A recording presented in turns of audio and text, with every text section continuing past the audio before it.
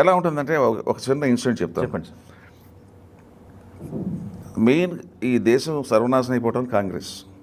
Okay, okay, ఒకటే ఎక్కువ మాట్లాడద్దు, ఎందుకంటే చాలామంది అఫెండ్ అవుతారు. చెప్పండి సార్. పార్లమెంట్లో ఒక క్వశ్చన్ అడిగాడు నెహ్రూని 1962 వార్లో 38,750 స్క్వేర్ కిలోమీటర్స్ ఆక్రమించింది 1962లో చైనా ఇండియన్ బార్డర్లో. ఓకే, కానీ పార్లమెంట్కి ఆయన చెప్పలా.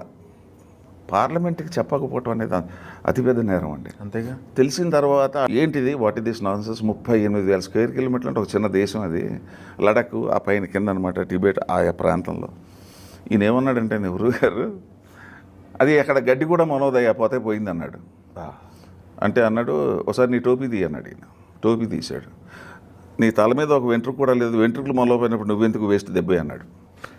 బా, మామూలు పంచి కదా అది, జీవితాంతం ఇవన్నీ